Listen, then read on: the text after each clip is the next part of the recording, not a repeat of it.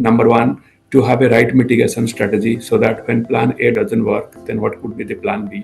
And secondly, at this point in time, what would be you as a leader in terms of motivating your team? Any practices or any routines that you follow as a leader? Everything is moving at a rapid pace, everything is just quick. So, what has been your secret? See, first of all, maybe we have to balance it well.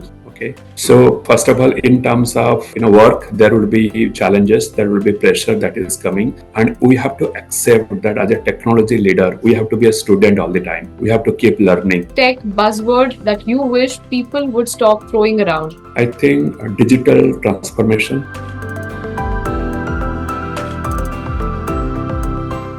Hello and welcome to the mainstream. I'm Simran Shiwalkar, your host for today, and we are back with our latest episode of the weekly live series. Well, joining us today is Dr. Sujit Senapati. He is the Vice President and Chief Technology Officer at Vardhman Group and also a multiple award-winning CIO in the year 2000, recognized in the year 2021 and 2023. He's led large-scale transformation in complex industries, driving innovation, agility, and driving a people-first approach to his leadership. From modernizing operations to building a future-ready digital ecosystem, Sujit is shaping the next chapter of tech-driven growth. Well, I'm excited to have this chat with him, dive into his journey, and also get some incredible insights on emerging technology and the road ahead. So, without any further ado, let's begin. Firstly, Dr. Sujit, thank you so much for joining us and agreed to do this with us. And welcome to the latest episode of the Thursday Live series. My pleasure. Thank you. You have had a transformative journey. You have led large scale digital transformation for companies like Vedanta and now the Vardhman Group. So, can you tell us a bit about your journey and what have been some key milestones in this entire journey? Yeah, I think thanks for asking that. See, a primary driver has been my passion and my curiosity to come up with solution for real life complex business problems. Right. Okay, so this is very critical, and it has happened partly the competency and the experience that I have gathered over the years, be it my engineering, my MBA, and more importantly, my doctorate in computer science. And also, I have been very fortunate working with some of the big companies in India and outside. That is one. And secondly, as I told you, I'm very fortunate to have good companies, good managers, both in India and outside. So that has given me, knowledge, experience on that. And in terms of my key milestone, one is the ERP modernization. I have done multiple SAP projects, and recently in SAP S/4HANA RISE, the latest one. Cloud transformation is one area that I have actively contributed.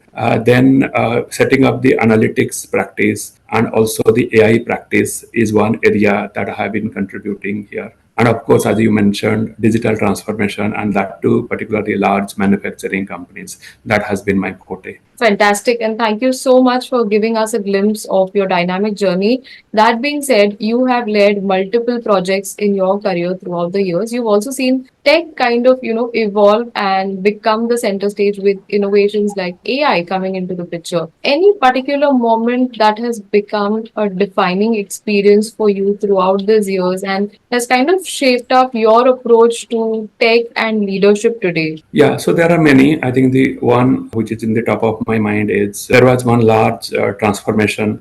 We are about to go live. Just before 2 months from the go live, we realized because of some unforeseen circumstances, there was some issues, and the go live was in danger. So that was the moment, and somehow, fortunately, we are able to cope up that. We're able to manage it, and we're able to meet our target. So my experience or my insight out of that, I can tell you that first of all, the crisis management.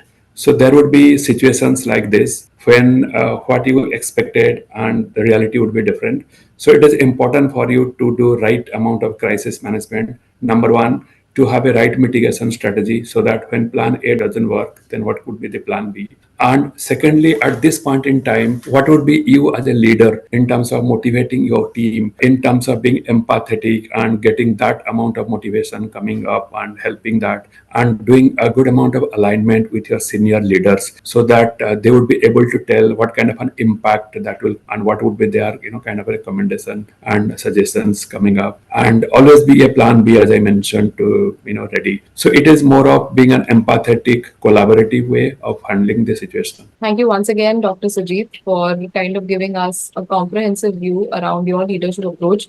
Again, along those lines, leading transformation when it comes to the textile sector can be challenging, as long as it seems exciting, but it can be challenging as well. So what have been some common challenges or some common gaps in this industry that you have observed, and any unexpected opportunities that you have encountered while bringing the next gen tech into a legacy industry, because textile industry is still seen as a traditional legacy industry in today's day and age? So if you could throw some light on that. So, first of all, I think it is very difficult to generalize that a legacy industry, a traditional industry. So in my opinion, there are certain industries which are legacy, traditional. They also do a good amount of investment in technology. But if I take in general, the typical problem that happens in a traditional industry or a legacy industry are like this. And number one is the senior leaders. Sometimes they think that technology is like a cost center. So it is a support function. It is not something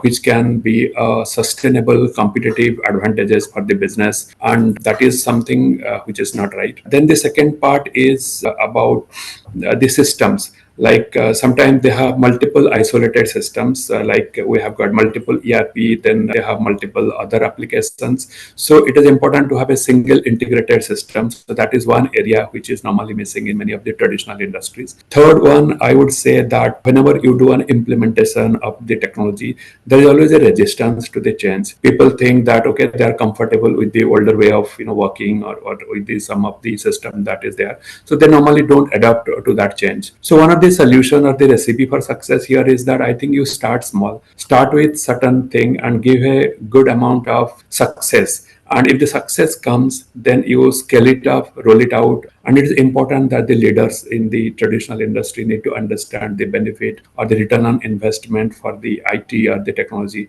how it can help them to achieve the competitive edge compared to their competitor and in a competitive market. Wonderful. And again, Dr. Sujit, that was a glimpse about from your leadership lens, from your personal side, from your professional side. Well, I would also like to, get a view on your personal side when it comes to your approach to staying grounded and staying balanced or motivated from your lens. Any practices or any routines that you follow as a leader? Everything is moving at a rapid pace. Everything is just quick. So what has been your secret? See, first of all, maybe we have to balance it well. Okay. So first of all, in terms of work, there will be challenges, there will be pressure that is coming, and we have to accept that as a technology leader, we have to be a student all the time. We have to keep learning. There is nothing that a person has everything, but every 1 year, 2 years, the entire technology landscape is changing. So you have to be a student. You have to start learning. Then it is important that you need to get a good amount of motivation that will be coming from your family. In my case, I've been fortunate to get a gifted family and relatives and the friends. So it is important to spend good amount of time with them, understand from their point of view different perspective of life. Try spending time on holidays or going to places. And also I also try to see if I can do my best for the underprivileged, to help the best that I can do for them. So I get the motivation. I think it's more of connecting with the society, connecting with the family, being with them, understand their point of view, so that is how it happens. I also have a dog. It's a Shih Tzu dog. I think that is also one good motivation. There's a lot of emotion that comes. So I think all in all, it's important to stay grounded. It's important to connect with people. And of course, the other part is regularly exercise, nutrition, food. I mean, that is one area I'm working out. I'm not so good in doing regular exercises, but that's also an important point. People have to do it so that the stress part can be managed better. Wonderful. And thank you so much, Dr. Sujit, for sharing that with us today. Lastly, before we wrap up, I also would like to understand from you, having leading this space for so many years, any best best practices or any leadership lessons that you would like to share with our audience today? Perhaps the next gen of leaders who are kind of, viewing this and listening to us. Any messages from your end? I think, like as a leader, you would be managing multiple stakeholders. You would be managing the team. There Right. is a task in hand to perform. So I would say three things. One is the clarity. Second one is the empowerment, and third one is the accountability.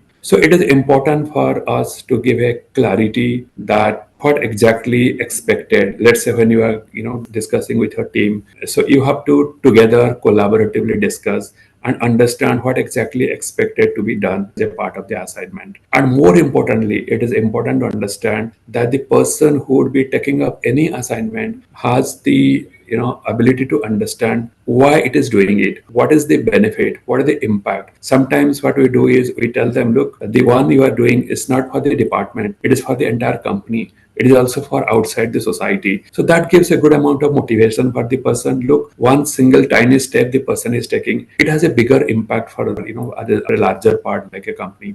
Right. Second part is with regard to the empowerment. Okay, so it is important that you need to have show the empowerment, give the trust, believe in them, rather than doing micromanagement. It's important you inspire them. I think people have a lot of potential and capabilities, so it is important that we have to be as a leader, empower them, and whenever they have any difficulties, then you can definitely help resolving the blocking points. Third one, as I mentioned, is about the accountability. So it is important that whatever outcome that you are expecting from a person, it has to be quantified through some KPIs, so that the person who is doing it before the start of the work has the clarity what exactly to be done in terms of the measurement KPI or in terms of the accountability. I think these are the three important topics. But again, as I told, more than the task, I think it is being empathetic, being people centric, understand that machines are different, people are different. So people are to be motivated, they have to be developed, and everyone has the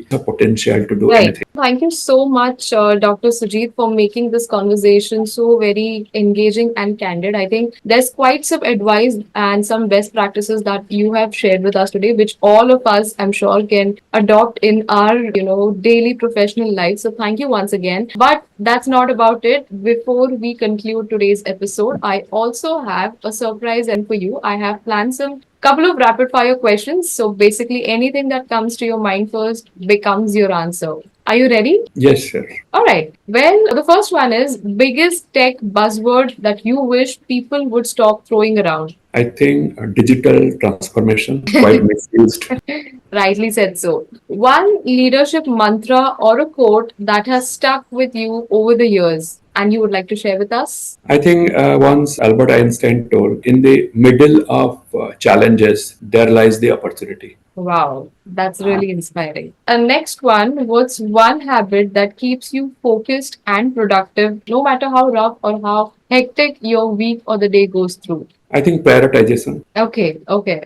And if not tech, what would you be doing when it comes to your professional space? Any alternate dream career? I think social worker, starting my own NGO, helping the needy. Wow, very nice. Again, like I said, we all can take some inspiration from that, Dr. Sujit. And finally, what's one gadget or a tech tool that's currently on your wish list? Smartwatch, which has a combination of monitoring and tracking the health and also the productivity. Great, great. I think thank you once again, Dr. Sujit, for being a sport to this rapid fire round as well and giving us your sharing your incredible insights in this episode. While we wrap up, I'm sure our audience today has a lot to take away from this session. So thank you once again, and I look forward to connect with you again. My pleasure. Thank you so much. Thank you so much.